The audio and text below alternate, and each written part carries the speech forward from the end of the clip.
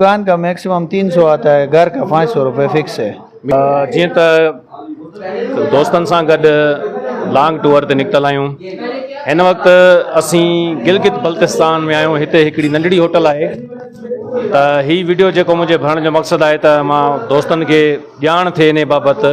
पाकिस्तान जो हिसो आहे गिलगित बल्तिस्तान, सूबो आहे, हिकिड़ो वॾो सूबो आहे गिलगित बल्तिस्तान। ऐं हिते मेन जेका ॻाल्हि असांखे ख़बर पई आहे त हिते बिजली जेका आहे उहा वञे ई कान थी। उहा माना उन खां अलावा हिननि जो चवणु आहे त बिल जेको आहे उनजो केतिरो थो अचे। वधीक होटल जो मालिक वेठो आहे मूंसां गॾु, इहो तव्हांखे ॿुधाईंदो त 24 कलाक बिजली हले थी, AC हले, छा बि हले, उनजो बिल केतिरो ईंदो उहो तव्हांखे पाण ॿुधाईंदो। अस्सलाम वालेकुम भाईजान। वालेकुम सलाम।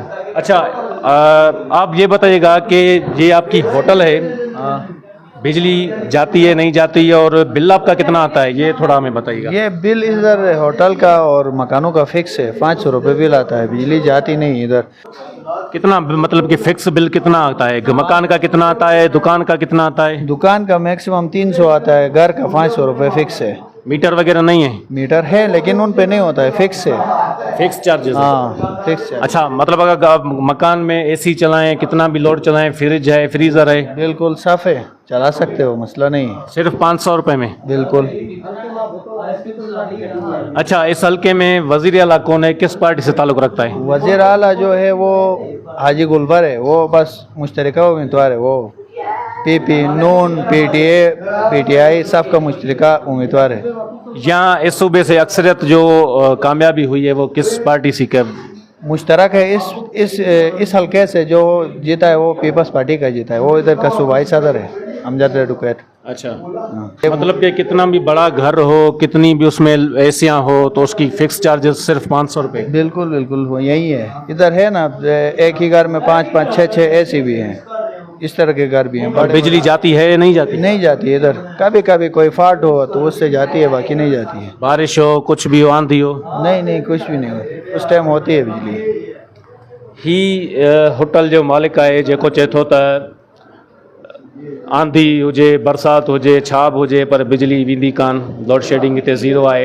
ऐं हिते अक्सरियत बि जेका आहे उहा पीपल्स पार्टी जा जेके उम्मीदवार आहिनि उहे हितां कामयाबु थिया आहिनि।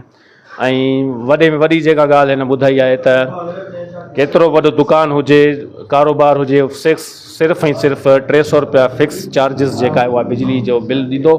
ऐं उन खां अलावा केतिरो वॾो घरु हुजे, केतिरियूं बि ACयूं हुजनि, उन में सिर्फ़ु 500 रुपया फिक्स चार्जिस।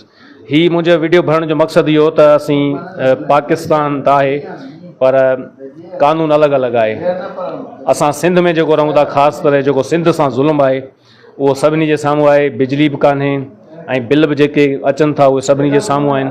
पर जॾहिं असीं हिते आयासीं, हिननि सां असीं थोरो टॉपिक ते ॻाल्हायोसीं त हिननि ॿुधायो त असां वटि चाहे केतिरो वॾो कारोबार हुजे, केतिरो बि दुकानु हुजे, सिर्फ़ु ऐं सिर्फ़ु 300 रुपया फिक्स चार्जिस असां ॾींदासीं। हीअ होटल आहे जिते असां वेठा आहियूं। TV बि हले पई थी, मुंहिंजे पोयां फ्रीज़र बि आहे। ऐं हे चए थो त असां सिर्फ़ु ऐं सिर्फ़ु 300 रुपया जेको आहे फिक्स चार्जिस ॾींदा आहियूं। ऐं घरु केतिरो वॾो हुजे, केतिरियूं बि उन में ACयूं हुजनि, सिर्फ़ु ऐं सिर्फ़ु 500 रुपया फिक्स चार्जिस।